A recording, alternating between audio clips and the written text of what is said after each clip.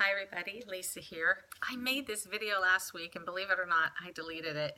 So I wanted to get back with you and just let you know, because I think I promised that I would talk about some of the things that I experienced prior to my 15-day detox, prior to starting to change the way I ate, and the entire list. I don't experience any of them now. And it's my list, and some of it's personal, and some of it people don't like to talk about, but it's just the reality of being human. It is what we are. So some of the things, and of course I've talked about them before, are my hair loss, my eyelashes. Like they were almost all gone. Like I would apply eyeliner like really dark under my eyes so that it would appear that I had, at least something there.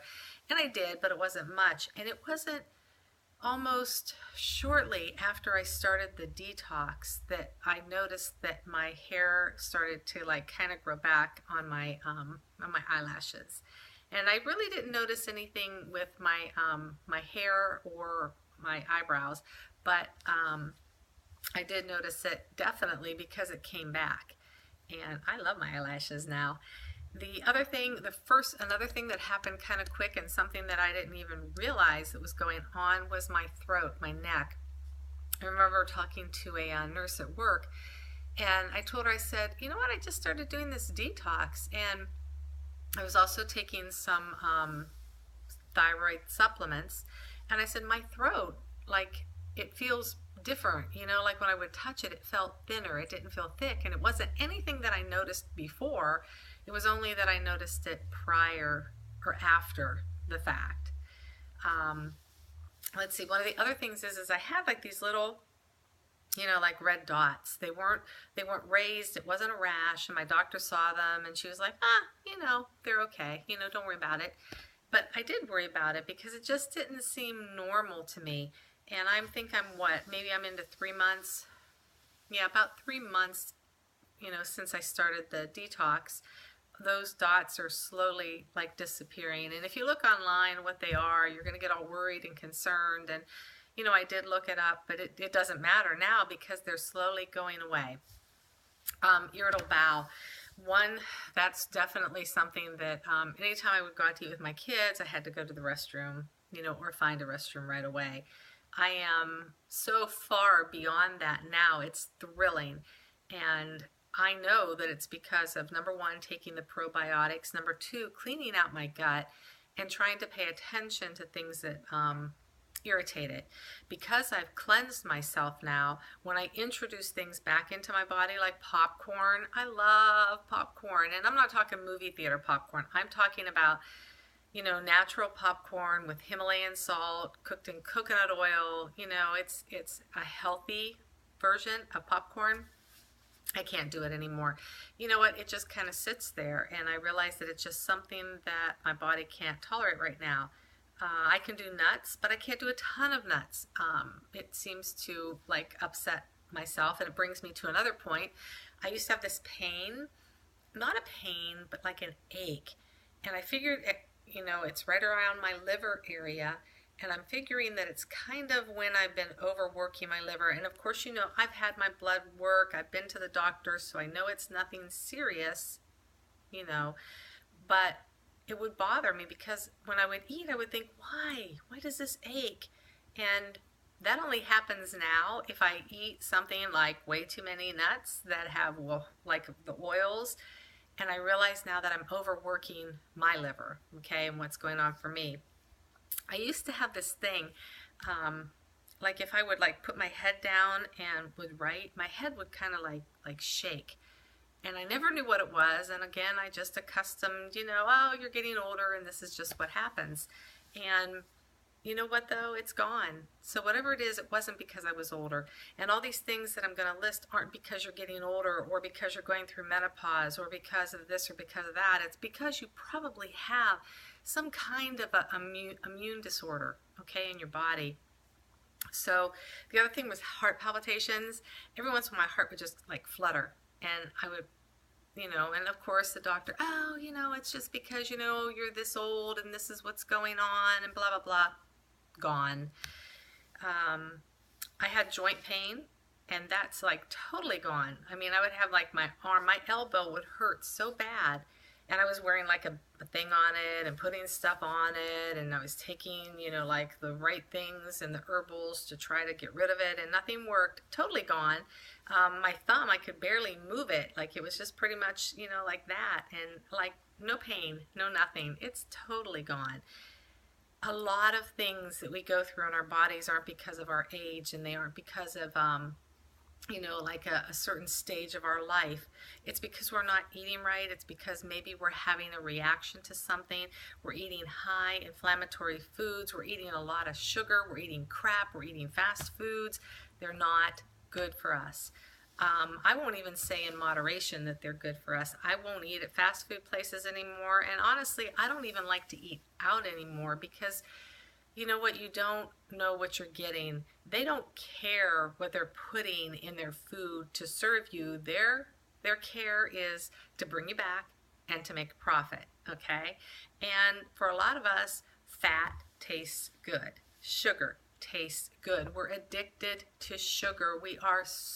This nation is so addicted to sugar, and we don't care what we're eating. We don't care what we're putting in our mouths, and we're not concerned, and we should be. We should be so concerned about what we're doing. And the last thing, and I just thought about this actually after I made the last video, is I would go through these like vertigo episodes where I would get like so dizzy, and if I went to lay down, you know, it was almost like in a drunk and you have to put your foot over the bed.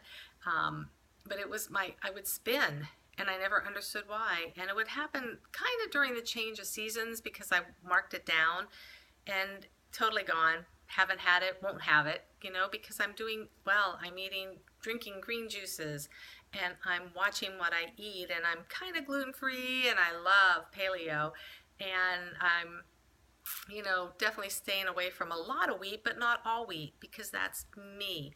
And if you want to go to Hypothyroidism Success Story and listen to the latest video from my friend Jorge, he tells you exactly, like, he doesn't tell you what he eats because it's his story. And this is my story. And I'm sharing it because I want to help somebody out there, because I look at people and I'm like, oh, if they would just change their diet, they wouldn't be suffering. Just recently, I talked with a guy I hadn't seen in a while, and he was on high blood pressure medicine. And he had some kind of a thing that he had to go to the hospital for, and he had to kind of lose weight. And when he lost weight, they absolutely took him off the high blood pressure medicine. So much of our weight and what we do and what we eat has to do with how we feel. And just because you're 40, 50, 60, 70 years old doesn't mean you have to suffer because you're achy or you hurt or your heart palpitates and stuff. Granted, there are all, you know, I say this, I say when we're born, we're given a day to die, and we're going to complete that journey. And during that journey, you're going to come across things, and maybe in your DNA, you know, you don't have the best heart or the best liver or whatever. Those things are natural, but I'm telling you, even during those situations, eating, fasting can definitely help you through the hard times. And I'm trying to think what else there is. I mean, I feel really good. I feel younger and better than I have in probably the last 10 years. I started lifting weights again. I don't go to the gym as much anymore. I do pretty cool exercises here and yoga, and I love that. And pretty soon, if the weather ever breaks here, I am going to get outside and do some walking, and then eventually probably start running again. And maybe not, because I don't need it. I'm going to weigh myself tonight, so I'm excited to see where I'm at there.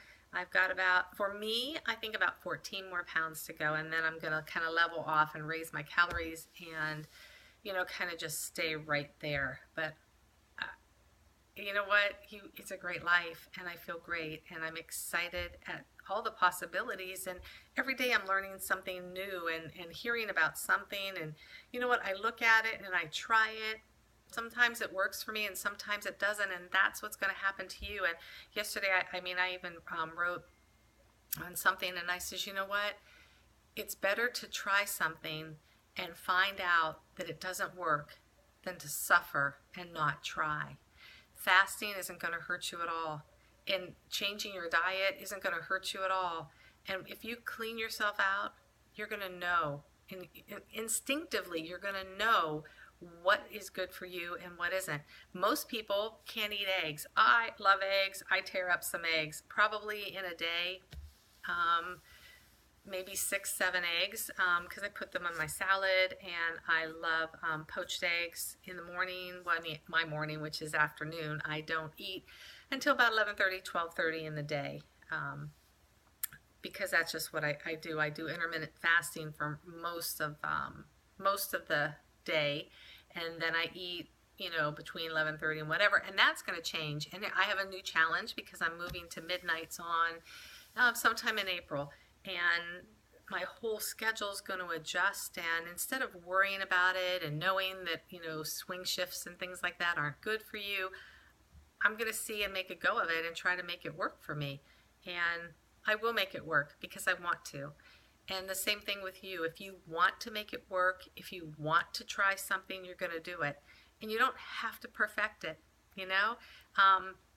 I brought iodine and magnesium oil, and I was rubbing it on my arms and stuff. And for me, it didn't even seem to absorb or do anything. So, you know what? I kind of just set it aside for me right now. And I did the basal temperature readings, and I kind of got my read, and yeah, they're a little bit low, and that kind of shows that you have kind of like a thyroid issue, and that's okay because I do know that was there. And you just try things, and you read, and you discover, and better than anything, you know yourself. Know how your body reacts to things. Know your body. If you can't stand, if you can't stand naked in front of a mirror and know your body, you just have to. You have to know your body. You have to know the moles, and you have to know, the bumps and the bruises and everything that's about you. Because when you know yourself, then you're going to know when something's wrong. And that is what's most important, is knowing yourself, and then knowing, that your neck feels thinner, or that those little red bumps are gone. I have a mole on my arm, that I took a picture of several years ago, and I watch it just because you never know. You don't want to exempt yourself from anything, but you also don't want to worry about it and let it harm your life. You just want to be mindful and watch it. So I just wanted to share that with you, and I'm actually headed to Texas in a week or two. And it's going to be my first kind of journey traveling, and I'm going to share with you some of the secrets and some of the things that got me through, because I'm going to be taking my probiotics with me and my drinks with me, and I'm going to tell you how I did it and how I survived, traveling and being healthy and fasting, and, I'm going to let you know how it works for me. And so I guess I'll see y'all from Texas. Bye.